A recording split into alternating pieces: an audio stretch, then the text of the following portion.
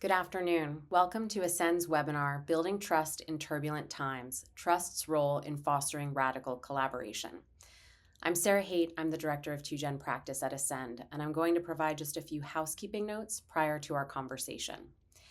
This webinar is part of a series Ascend is hosting to explore and surface how we bridge divides and elevate innovative, evidence-informed solutions for families.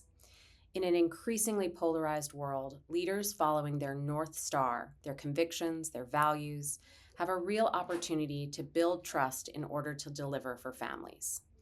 Ann Mosle, Vice President at the Aspen Institute and founder and Executive Director of Ascend at the Aspen Institute, will be hosting this conversation with the Robert Wood Johnson Foundation's Allyn Brooks-LaSure.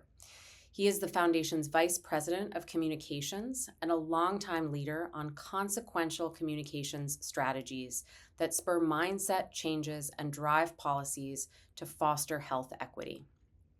This conversation is being recorded, and we will make the conversation available on our website after today.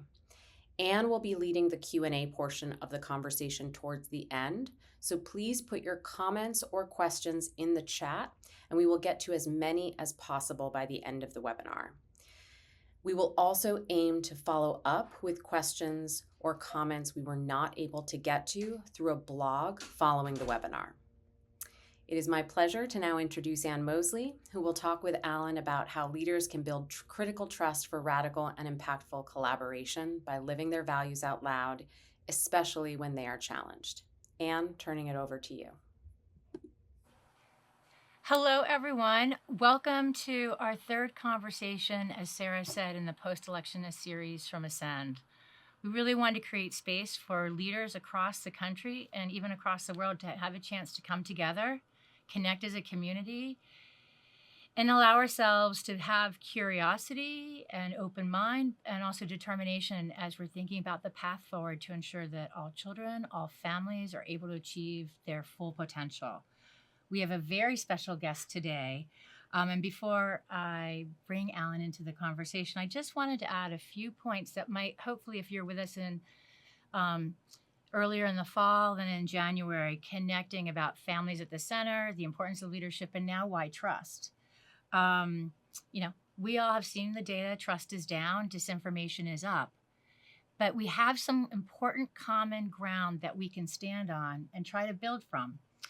And a chance to transcend and help build bridges and new understanding and hopefully relationships, even when it might not feel easy or comfortable, to ensure that all are able to move forward and be healthy and well. And, one of the areas where we've seen, even in these very turbulent waters, where the days can feel quite long and the impacts can feel dramatic and disproportionate and deliberate, we know that there's an urgent call for new leadership, and especially values-driven leadership. Two key points from our post-election data analysis showed that 80% of voters agree that if we want better outcomes for families, we need different kind of leaders than we have now. Good news is, we know, leadership lies in all. And two, 73% of voters agree that if we want government-funded programs to run more efficiently and effectively, we need to trust families. We need to give them the supports and the conditions and the flexibilities so that they can be the experts of their own lives. Good news is we know the growing respect for and shifting culture that lived experience is in fact expertise and essential to good governance, good solutions, and good philanthropy is gaining ground. And so with that is just some common ground, hopefully, and a little bit of good news for all of us out there across the country.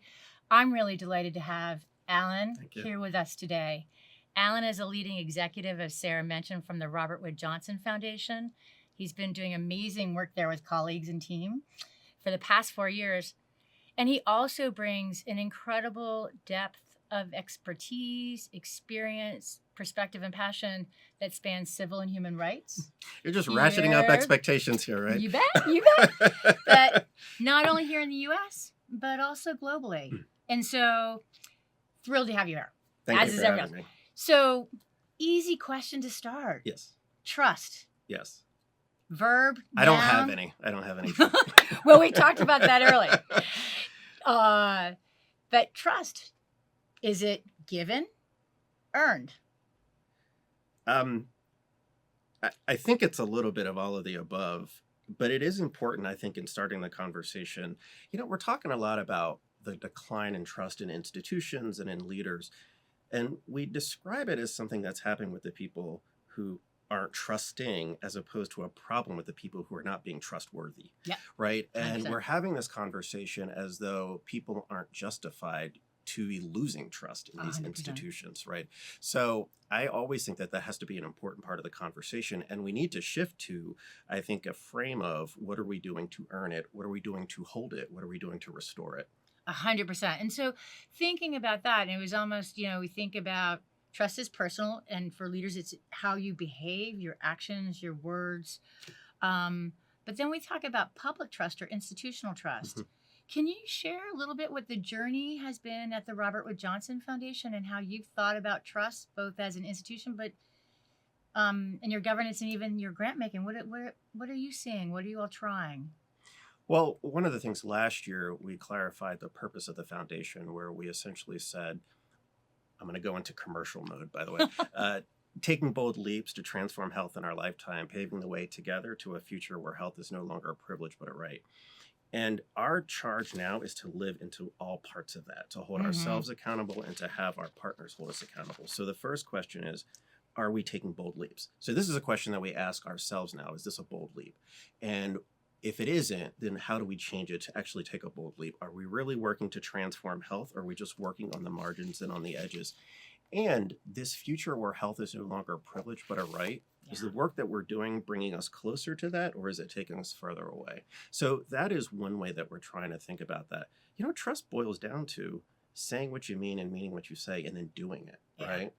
And, no institution, certainly not ours, none of them do it perfectly. However, I think that if people trust that you really are being honest and have integrity about trying to reach that vision, it goes a long way. Yeah. Well, and I'm curious as, your president, Dr. Besser, has really, from what I have seen and I've appreciated, has been very consistent, very credible, very reliable in terms of speaking out and reaffirming values in changing environments. I don't know whether it almost looked like it's with ease, but that consistency is there, and I'm sort of curious about. We're not seeing that everywhere. Well, what I'll say for us, and that is Dr. Besser's leadership, right? That is him working to be a clear voice. And the interesting thing is we're not saying anything new. Yeah. We're saying things that we have been saying before. We're just repeating it, and we're trying to remain steadfast in what we're saying that we're trying to do in partnership with our grantees and with others. Using your voice is always fraught, right? Words matter. And I think that one of the ways that we consider doing the work is just speaking the truth and providing evidence and really continuing to make the case that health equity in this country will serve everyone. It will serve all communities. 100%. Well, and, knowing from our national network of, 1,000, whether it's our fellows or parent advisors and our network partners, stress levels are pretty high. Where? Who's stressed out?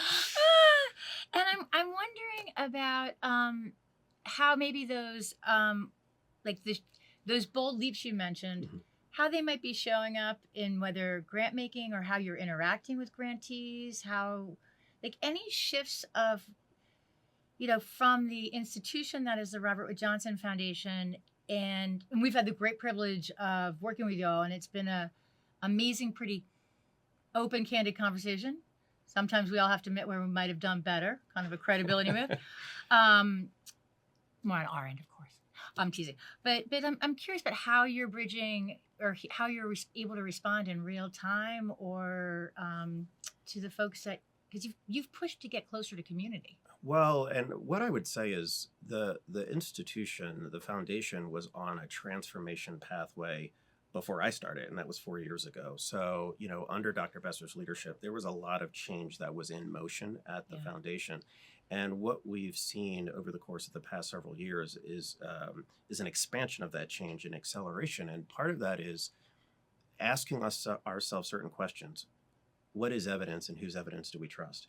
How is community wisdom factored into finding a truth about the work that we're trying to do? So we are continuing to ask ourselves some questions. We're continuing to ask our grantee partners, what is it that we didn't do that we should have done? How can we do things differently to be in service to the work that all of you are doing? Yeah. Well, we had some questions about the evidence and the research. We might dig a little bit deeper on that in a bit. I think that's a really great point. These themes of, as a communicator, and, she's talking about big concepts, but keep it simple. What insights do you have, or insights or experience around how are we communicating about structural racism, inequity, at a time, just for me, I'll say, DEI, everyone's like, DEI, non-DEI, I still get flummoxed how one is against diversity, inclusion, and equity. Very simple. Diversity, I don't know if people actually realized in 2013, the majority of children born are children of color. We are a pluralistic country. Diversity could be geographic, it could be sectoral, but identity is at the heart. And we have deep history. And then inclusion. I mean, my God. But I go off. I think I go off. I really, what's your advice? What have been your insights and learning around communicating about structural racism? It's deep. Well, the first thing I would say is, and this isn't necessarily novel or innovative, and that is speaking plainly. That's actually the hardest thing for people in certain sectors to do. I've worked on a lot of sectors, environment, international human rights. Every time I take a job in a sector, there is a language that they speak that does not resonate with people where I'm from. Yeah. And that is actually the measure, the yardstick that I use. My hometown, in a town called Bridgeton, New Jersey, in a rural part of New Jersey, in the southern part, I have something called the Bridgeton test. And I'll say, does this make sense to them? And would it resonate with them? And, people sometimes make it about education, but think about this. And if you and I started speaking Klingon right now, the people watching this wouldn't understand what we were talking about, right? So it's not, they're highly educated, right? So it's not about education. It's that we're speaking a language that they don't understand. Yeah. So plain language is actually the first part of this. That's actually the hardest part for people sometimes. Getting out of our jargon, getting out of these terms that only mean things to us within our certain sector. The other thing that I would say is values. So we've done research that has built upon research that others have done, and we just renewed it just a couple of weeks ago, where the easiest way to enter into a difficult conversation with someone is to start with shared values. And that sounds hokey, but it is the way that has been validated time and time again to begin to have a conversation on tricky issues like structural racism and health. If you start with data, people will impeach the source of the data. And if you start with a story, they'll try to fix the person in the story. You have to use data and you have to tell stories. Starting with values is the way that we've seen is the most effective way in order to. And the final thing that I'll say is, no one will support a vision that they don't see themselves in. And the way that we convey this, and starting with shared values, the future that we're talking about whether it's about a community, whether it's about a city, whether it's about a state, whether it's about a county, we have to be talking about a future where everyone there sees themselves in it. I couldn't agree more. And when it feels like for many leaders on the front lines, be that the community level, at the most grassroots, to running a state agency or a foundation, it sounds great here about, and I believe it, like how we are creating that space for everyone to be at the table and part of the solutions. And in the Institute here, we're about, kind of inviting in diverse points of view. Difference, I think it's different, challenges around guardrails with values. But I sometimes wonder about, and if we let go of certain language because some folks won't come to the table Mhm. or see them in it, like what are some of the communication insights that where with both our words and our actions, we're leading and being in a way that's going to get to your goal of ensuring everyone can see themselves as part of the future? Well, I'm a communicator, so I definitely believe in the power of words and the utility of words and the importance of words. Actions actually matter more than the Yeah. words. And I think that we can spend a lot of time litigating particular vocabulary that we use. But if we're not acting in a way that's keeping faith with however we describe it, people will see that and they will know that. And that, again, is a huge recipe for loss of trust. You know, I think that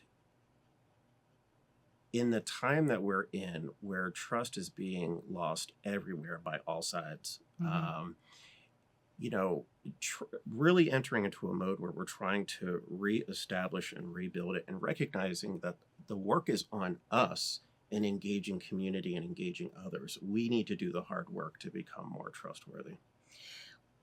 Well, so for the foundation, Mhm. how are you like when you talk about getting closer to community, Mhm. listening, what have you maybe let go of, tried differently? Have there been some different behavioral or grant making or internal things you've let go of or started? Yeah, I mean, there are a lot of things that some things we have shifted, and some ways in which we're trying to shift our work now, and and what we're looking at, considering sort of the climate that we're in, related to the type of grants that we give, how they're characterized. Are they general operating support? Are they flexible grants? What is the ratio of those that we provide? Meaning, are we tying grantees in knots, or are we sort of supporting them in a way that allows them to be able to thrive and allows them to be able to achieve their mission and what they're trying to do. Our goal as a foundation is we're not the stars of the show. Our job is to help our grantees and partners do what it is that they do, because if they're successful, we're all successful. Yeah. Well, and one thing I think a lot about the Aspen Institute. So we're celebrating our 75-year anniversary, and those words felt a little bit awkward for me at times because I as everybody probably knows me at the Institute, I feel I love the values and the ideals of the Institute, and I'm a big believer of how do we put our Aspen leaf to work and all the privilege in the best ways we can. Yet it can be complicated with 600 colleagues, a board of trustees, and all the magic of the many networks of partners and fellows. And while you've been on this path, and for many of the leaders who are running organizations, boards, community, clients, funders, what was the journey like for you in terms of bringing the board along, or different target audiences?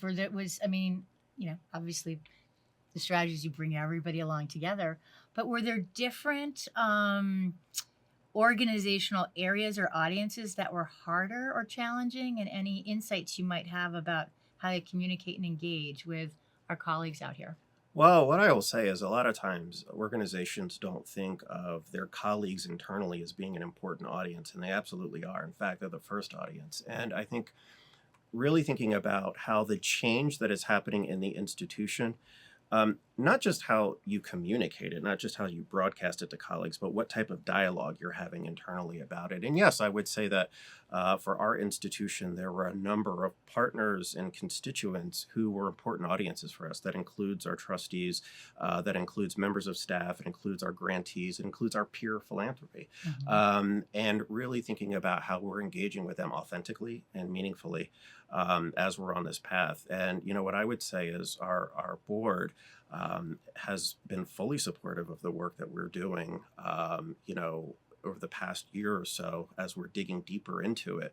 And that says a lot and it does a lot, right? Yeah. But it's also constantly reminding ourselves of our values. We have to do that all the time. And then to ensure that we're keeping faith with what we say that we're going to do. Yeah. Is there for you, you are a communications anchor and expert was in Robert Wood, as well as you're on the board. Expert is doing a lot of work in that sentence. I know. I'm playing with you. And then you're also on the board of the Communications Network, if I have that name correctly. So you're at the heart of all things communicating and tell my wife that. Well, we might do that. Might be able to segue over to Medicaid and Love. We'll get to that. Sorry, but if you had to say for you, this is the value for me. Is there a driving value that has one of? Sometimes we're like, I have 10 values, but like a central one for you that has. I believe that those of us who end up in the rooms and the spaces that we're in, we're ambassadors of the communities that sent us there. And I am pointless in the rooms that I'm in if I'm not bringing my hometown into that room. Yeah.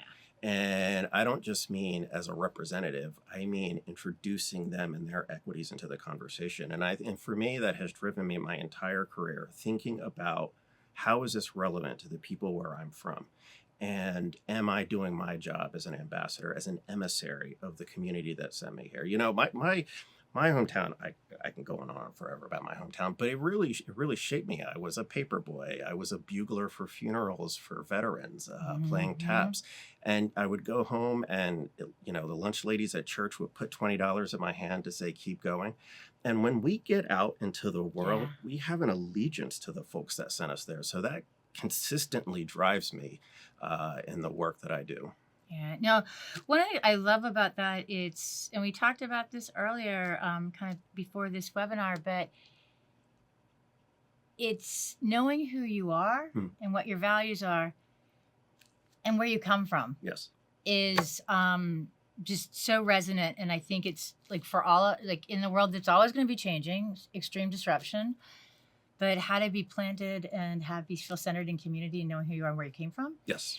And it made me think about, within that piece, how there was a moment where do a shout out to Robert Wood, but specifically two colleagues of yours, Jen Nagandu and Trinae Hawkins, who actually it was 5 years ago, sort of this month in February, where we were invited, the Ascend team.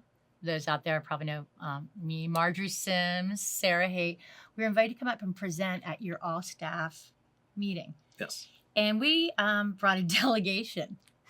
And so I used to work at the Kellogg Foundation. Sometimes they're done quite in a more organized, structured way, and some of the foundations for meetings like that. And at that moment, 5 years ago, right in February, COVID was just like, is it happening, not happening? Jen Nagandu had the trust in us to say, yes, I trust you to bring up 5 people to speak, from behavioral scientist Anthony Barrows, but to one of our fellows, Aisha Nyandoro, who was working for Springboard to Opportunity with the Magnolia Mothers Project, specifically getting cash to Black single moms in Mississippi.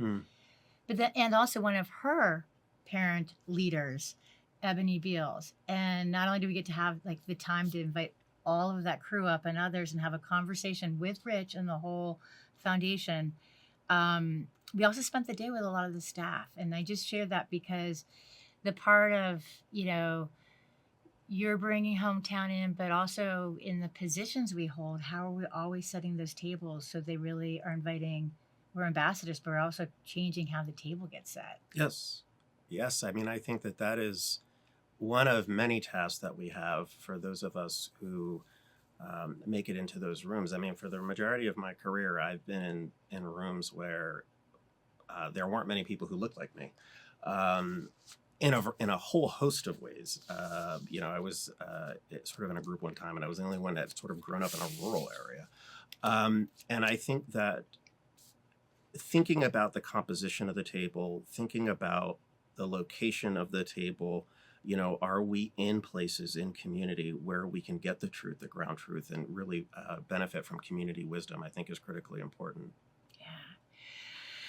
Well, when I'm thinking about the kind of health equity and some of the big kind of national commitments and public policy levers, one that is very much on my mind, and I think a lot of our audience, is probably Medicaid, where literally almost half of births in the US are funded by Medicaid. And when you think about policy and communications and something so vital to people at this time, I'm curious how you think about trust, where there might be opportunities for all of us, whether it's policy, practice, or systems, to be thinking about how the relationship of trust and communications in Medicaid as a lifeline, or also it's kind of almost a value. Well, one, I think it's important in our conversations with various audiences to explain what Medicaid is. You know, it's there was some polling that some researchers did in certain states where they were asking questions about Medicaid, and it wasn't very popular. And then they asked the question about what Medicaid is called in their state, which was very popular. Right. So a lot of people are not even making the connection between the branding of Medicaid in their state and this mythical federal program that's, you know, fueled out of Washington, D.C. So I think that's the first one. And then really describing what it does for communities, all types of communities, and how it is a safety net. And having safety nets, that is a value. And it speaks to the values of the nation, of what type of mechanisms and controls and supports we have for those who need a safety net, who through circumstances and life, through changes, that need that undergirding in order to help them get their footing. Yeah. And I think it's going to be, as some of us, for people who might be working in a different issue area or lever, say it's community or practice, finding the language where we are demonstrating how we can come together, and also some of the radical collaboration if we're just sort of saying break from what's past in terms of behaviors and truly coming together in a unified way. This is a time for us to, in the field, to really be coming together and how we are fighting for and framing some of those really important pieces. And policies, I should say. And explaining to people of various backgrounds why it's a benefit for them.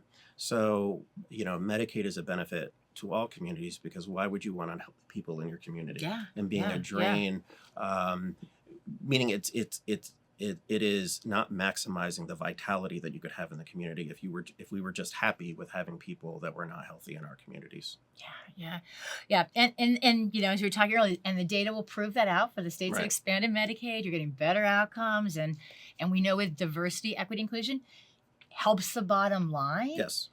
So how are we gonna you know, we're still, there's common sense, there's business case, there's moral case. It depends on the audience, and I won't pretend that I have sort of the perfect solution on this, but I think it does depend on the audience, because different audiences have different stakes. So if you're a state elected official in a state, your stakes in this are different, and I think the message to you is different about the value of communities versus people who don't have a high view of Medicaid, but don't really understand what it is. That is also another thing, and sort of a callback to what we were talking about, language and vocabulary. A lot of times people don't understand what the words mean.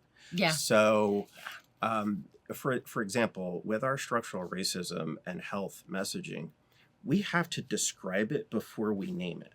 And if we try to name it and then describe it, we actually don't get people moving along, because naming it first would cause sort of a drop off in people who want to hear the rest of what we're having to say. But if we're actually describing what it is, and then we say that's structural racism, we get more support on that. And I think that applies to all of these terms, where if we actually say what it is before we label it, before we name it, there's huge support for diversity, for 100%. Equity, for inclusion. 100%. I think folks have weaponized the acronyms, but if you actually use the individual terms, if you actually describe what they are, there's huge support for that. Yeah. Well, and I'm going to soon go into some conversations for the audience, but the part where I just think that weaponization and there's just been a redefinition with a non-definition of certain words. At the same time, do we know our history as a country? Or do we know it? Are we erasing? Are we avoiding? I sort of and and this is, I mean, this is terrifying to me that literally our history is being rewritten, and also being erased or co-opted at the time where, next year will be the 250-year anniversary of the signing of the Declaration of Independence. And I think that's a nice starting point for a good, sort of examined, curious, and humble dialogue. But I'm not quite sure we're setting ourselves up for that moment as a country. What are you thinking? I think examining our history and just having a better understanding of our history, if we zoom back the timeline of things that have happened in this country, it gives a different appreciation for where we are now. And I think that we have a flirty relationship with our history, right? We don't really go deep on it in the way that people that I've met from other countries really go deep in understanding their history. And I think that if we can't agree on what happened, we can't agree on what caused the situation that we're in, which means we're definitely not going to agree on what we need to do in order to move forward, right? Yeah. So really having a common understanding of our history and really thinking about how we build a future together that actually works for everybody. Yeah. Well, and the last part on that one, and then I'm gonna, because I'm trying to track the chats, but some questions are going to come in a moment. Have you seen any? What differences or nuances do you see when you think about the question about how we have those conversations across generations? I mean, one of the things that I will say is the value of homogenous conversations, the value of, homogenous groups where everybody is the same, the value of having everybody the same is it actually minimizes tension, right? Because if you and I think the same exact way, if we have the same exact background, actually there should be less friction in the way that we work with each other. Yeah. I mean, that's one of the things that we never were sort of forthright about, that with diversity, equity, inclusion, it does create more tension, but that tension is good. Yeah. And I think that we haven't sort of assigned a value that actually you want that tension, because if you don't have it, that's how you end up with groupthink, which doesn't lead you to the best answer. 100%. I mean, I think when I think about leadership science, it is truly where there is discomfort is where growth happens. Yes. But having the conditions that are also safe for that, super important. So looking at some of the questions here, I don't know where, starting with Kate Howard. So Kate shared a question, which, wondering what your approach might be, given your communications expertise, about changing our language on DEI. Allyn. So, Kate, thank you for the question. So first off, I want to be clear that different organizations are doing what works for them. From our perspective, we haven't modified our language, but we are trying to be more explicit about what the words mean. And, to the point that I raised before, and we can end up in a really circular debate about, is it this term or this acronym, where the polling will tell us if we actually describe what it is that we're talking about, we get support. So it's really about how can we convey these ideas in a way that can stay away from lightning rod acronyms, but actually describe what the terms mean and what they do for everybody, how everyone is a beneficiary from diversity, equity, and inclusion. Yeah, I appreciate that. And there's a couple questions that have come in, both from Tanya Bibbs about, kind of seeing people reacting to various forms of data as they deliberate about the state of the world. And for your thoughts, Allyn, about how data can be used to hold a mirror in support of values alignment. And so I'll pause there, and then I have a follow-up for you that came in earlier that we've been thinking about at Ascend. Well, Tanya, thank you for that question. Data is an important part of the conversation and dialogue that we have with people. We have sometimes made the mistake of leading with data, and leading with data does not work. in certain settings, particularly if we're trying to lead to a difficult conversation about a tricky issue. So we tested this with structural racism in health. We actually started by telling people the stats. Would that then create conditions to have a real authentic and meaningful conversation? And we saw that it didn't. We saw that people immediately wanted to attack the data before. And then what we tested was starting with, look, everybody wants a vital future for their children and grandchildren. Everybody actually wants to live in a community where everyone is able to thrive, where you see health professionals who respect you, where you have schools where your children are learning and where they're safe. That when we started with those types of values, people can get behind that, and then you're able to have other conversation. Now, what I will say is there are people who will not agree with you. And that's a fact, right? We found in our testing that there were people who rejected the connection between structural racism and health. And that's great. It's, and we definitely want to have respectful conversations with them. But we were most intrigued by this audience of people who were open to making that connection.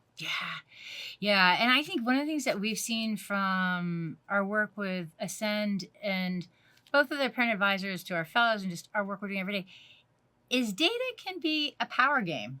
Yes. And sort of interrogating that a bit, because I think we all want to be doing what's going to work.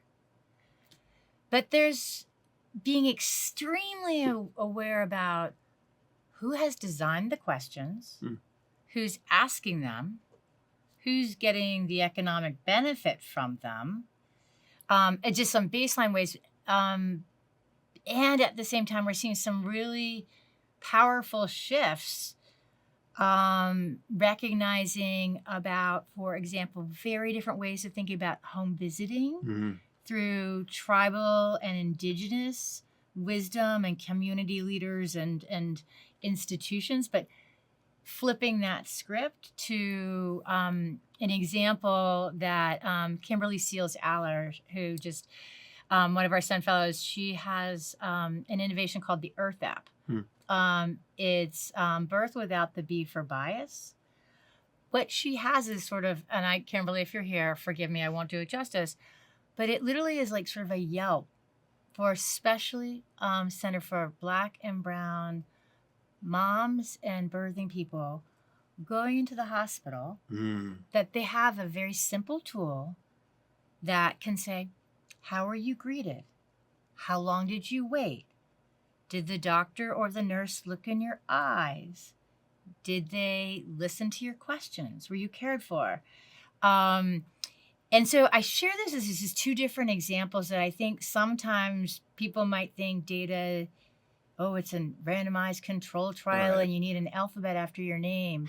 But I actually think we're at a place where with both technology and innovation and even communications, there might be some new opportunities. And I didn't know from both maybe your insights around any of the work at Robert Wood Johnson and even broadly in communications, how you see evidence or other data highlights that we might think about. Yes. So my colleagues in our research evaluation and learning department, this is something that they spend a lot of time on and thinking about the definition of evidence. What is evidence? And there had been a crystallized definition of that for some time, but how does community insight, how does community wisdom actually feature into that as being proof points for ways of engaging with community thoughtfully and for building a future where everyone can thrive. So I think we are working on that as a foundation, and I think we're seeing some important conversations happening in other places about that. Yeah, thank you. So Amy Everett, I want to go to your question where with all the destruction and chaos being unleashed, how do we take advantage of this as an opportunity to affect real and lasting change without seeming callous to the pain being caused?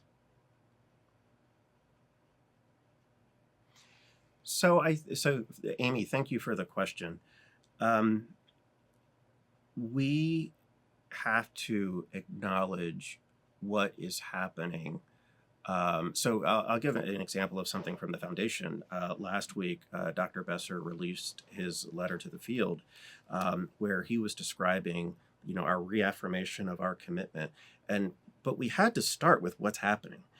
Because if we came up with all of these platitudes about, from sea to shining sea without actually saying this is what people are experiencing right now, we would not be seen as being credible. because either people think we don't know what's happening, or we're not attuned enough to actually name what's happening. Yeah. And the only part I would add, because this is one where we try to be as active as we can with our community, and I'm saying a bit of the same thing, but just one really acknowledging. Yes.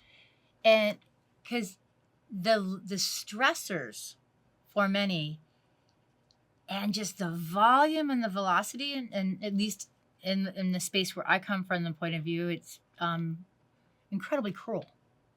And just wiping out humanity. And leaders can get dysregulated. It's hard to be in a CEO suite when you're also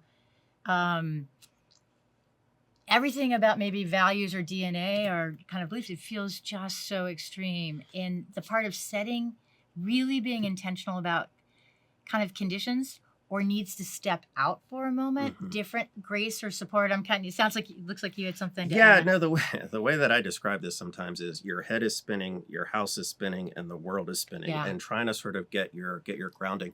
Another reason why it's important to name what's going on is because sometimes people will make you think you're paranoid, or they will make you think that you're being overly sensitive, or you're misinterpreting things that are happening around you. And really actually acknowledging and naming, no, this is nuts. And you are, we share your view that this is nuts. This is what we're trying to do, in response to that. Yeah. I'm going to go to Sarah Vance Lambert Brooke from Indiana, I believe, had a question that's kind of a brass tacks one on the theme of values and equity. And for folks, like, what if it means you get eliminated on funding? How are you talking to grantees saying what to do in the context or the threats of requiring the elimination of DEI broadly defined from publications and programming, which I suspect is something that many of the frontline organizations and even, public agencies are facing. Yeah, and I, as I noted, I think every institution is in a very unique situation, and we don't presume to dictate to anyone what they should do to ensure that they're able to be effective in their mission. And I think that ultimately that is what I believe many of these institutions are trying to do. What is it that they need to do in order to remain effective in their mission? And we cannot deny the climate that we're in, and we cannot deny how terms are being weaponized in very strong ways, and not just rhetorically weaponized, actually weaponized. And I think that my hope is that institutions, whether they're academic institutions or others, are able to do what they can do to hew as close to their mission and keeping faith with their mission as much as possible. Sometimes that might requiring modifying some things or changing some things, right? But the context is changing and it is shifting, and I think that it's important to name that with the hope that organizations are able to hew as closely to their mission as possible. Yeah. And kind of connecting that point to some of the data questions, sort of you measure what matters. And, over the past, whether 7 years, more or less, it's not a new idea. Rarely there is. Sometimes it's just coming back in new forms. But a real centering both at the global level and even more in the U.S. to really think about kind of well-being as a national index.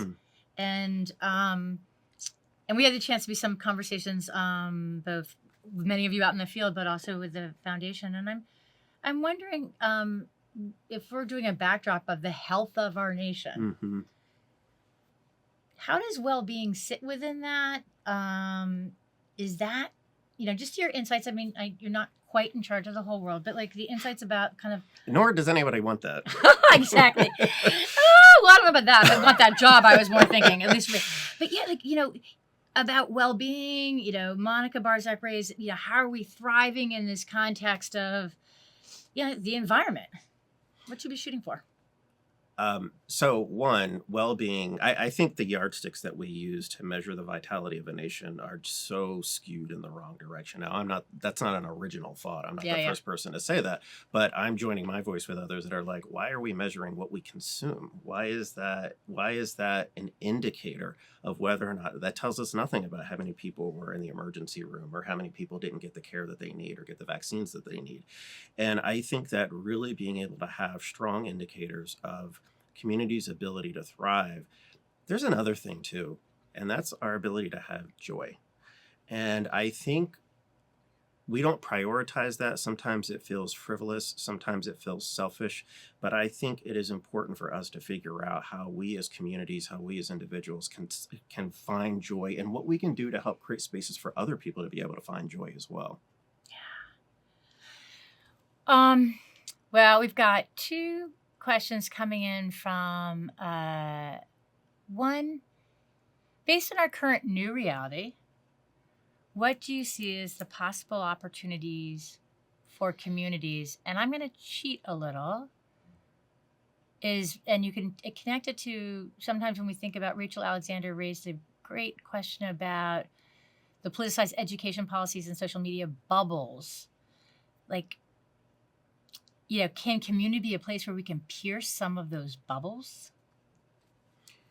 I think we have to be intentional about that because there are conversations that are happening that we should be a part of, or there are people who should be part of conversations that we're having. Now, everyone wants to blame technology, but I'm going to blame technology in that it has enabled us to be able to have community in many different ways than we would have been able to have it before. But it has also allowed us to curate our community in such a way where we are soundproofed from sometimes dissenting views, sometimes people who are just curious and could be open. We're seeing this in the testing of when we actually, we had focus groups where we talked to Black women in North Carolina, where we talked to suburban white women outside of Phoenix, and actually just having them in a conversation and in a dialogue where there was space for them even to ask questions, what they were curious about related to racism and health and structural racism and health. We saw a movement there. And I think that really trying to, one, we have to know we're in a bubble. It's sort of like the Truman Show. A lot of times people don't know they're in a bubble. They actually think that is the world that, Jim Carrey lived in the Truman Show, and it isn't, right? So we have to be intentional about getting outside of our bubbles. We always think about other people getting out of theirs. We have to get out of ours. Yeah. And well, and I think... and can I say for a second, for me, that is going back to my hometown. Yeah. Because in the Washington, D.C., Northern Virginia area, this is a bubble too. Mm-hmm. It's a bizarre bubble, right? It is a bubble. And, when I go home, I don't see cars like I see around here. I don't see big houses like I see around here. Yeah. It grounds me of what people are talking about. Well, I think that's super important on at least two fundamental levels. It's one, for all the leaders with us today, knowing where that place is, that you can be centered or that practice. And it's one where I sort of put out to the community. It's one for us, the Ascend team here at Aspen. We do live by the mantra. We want to put the Aspen leaf to work. We want to put all the privilege we can to work, and whether it's on campus or here in DC. But with our now about 610 plus organizations in all 50 states, DC, Puerto Rico, connected to tribal communities and growing globally, I think there's a real opportunity for these conversations, how to be having them out in community and bringing some of the folks that might have been more in the, I don't even know what labels right now, but like the national spots or the other pieces. I think we need to flip kind of the script and the way we think about agenda setting and setting tables. And so I sort of put that out into the community for perspectives, because I do think also popping the bubbles, I'm always amazed, like this Beltway bubble thing. It's real. It's real. It's real. It's a thick bubble, believe me. So I learned something interesting. I participated in the Aspen Institute Executive Seminar last fall, and I learned something interesting that I didn't know about aspen trees. I imagine that everyone who is a part of Ascend and everyone who is affiliated with the Aspen Institute knows this, so I'm not breaking any news. It was breaking news to me that even though you can see aspen trees all over the place, they share a common root system. And I think that that's what we're getting at here, right? We can be in many different places, but sharing a common root system, that is our values. Yeah. No, the aspen tree metaphor is very real. I know I'm not the first person. Good. It's you're part of the ecosystem. I've been assimilated. You're part of the ecosystem. Right. But Diana Fishbane, you raise a question I know it's on a lot of people's minds about the many supporters of cruel policies are unaware of the consequences of their actions. They hear legislators and other leaders who are supportive, which further validate the approach. How can we convey the facts when their facts differ so vastly? So I think it's difficult. I think that's a fair question. Thank you, Diana, for the question. One example that I have for that is policy changes and changes with the government that we see happening in Washington, D.C., right? So that story is playing out a particular way inside the Beltway, right? It's playing out the same way that it probably plays out in Seattle when Boeing lays off 13,000 people, right? It's sort of playing that same way, but in various parts of the country. I think the story that is important to tell is that chaos that people are seeing here will hit home. There will be an impact where they are, and we're seeing it, right? We saw it with farmers in Kansas. We saw it with academic institutions in Alabama, how what is happening here cascades out. And I think telling those stories and really pulling that forward is important. Yes. And I know we're getting close to kind of wrapping up, and I want to... Sorry, and can I say for a second, I want to get on the facts part of what Diana said. Yeah. Because in the academic institution or with the farmers in Kansas, it's not there's no dispute as to whether or not they're able to move their crops. They know for a fact, so nobody can sort of litigate that, or like the facts are the facts in that case. But do we have the channels for those facts when people we don't have as many of the shared, like the modalities or the channels. Like how do we out there as a community of leaders that want to embrace and embody radical collaboration? Have you seen communications innovations or just different strategies or up and coming networks that we should be thinking about building into our DNA? I mean, I think we're seeing with some communities and some audiences, we can't plot them in an easy way that you plot some. I mean, we sort of think of people on a continuum that's political, from whether it's bright red or bright blue, but there's some issues in some communities that are not easy to plot because their views sort of fall all over the place. And I think those are really good examples of how they're able to have dialogue about a lot of different conversations and bring different people in. You know, I see this at some religious institutions, right, where, they are bringing in a set of values that are related to their faith, and how they see the world filtered through the faith lens is different than how some other people would. Being a person who grew up in the tradition of faith and is a person of faith now, I see policy issues differently. And I don't know if someone who isn't aware of that, if they would approach it the same way, or if they would even use the same vocabulary, which is why I think even when we think people agree with us, understanding their framework for even having the conversation. Yeah. Well, I think that was one of the big lessons that we tried to be a bridge in terms of sharing different views and perspectives when we were in the period of the pandemic, and as a country responding or not responding adequately to the murder of Mr. Floyd. But when we would see whether it was stimulus checks, which ones got distributed more quickly to what communities, or also where there was trust in receiving health care or health benefits through CDC and others. And, that part about building up community trust infrastructure, whether in churches or churches, grassroots organizations, cultural institutions, really thinking about what, the diversity even within communities where people eat, pray, work, play. I think that's related to a question of presence. One of the reasons why I believe in some cases there isn't high support for elected officials is because They do drive-bys in some of these religious institutions. Like, everyone, if you've ever been in a black church, like a couple of weeks before election day, there is literally a motorcade of politicians that you haven't seen in 4 years that all sort of work their way through. They're not present throughout the year. And I think presence, the ministry of presence, the importance of presence is really important in the engagement and outreach work that we're doing. Oh my gosh. That's such a great point. For me to add my last insight, and then I'd love to invite you to share your closing thought, and we'll wrap up. But that one of the things when I was thinking about this conversation and just learning more about you and your work, and just the work, trust is not a stop by. It's not drive by. Trust is something every day we have a chance, in my opinion, to both build it, earn it, also for leaders to give it. There are times it's incredibly powerful to embrace that generosity with intention and just give it.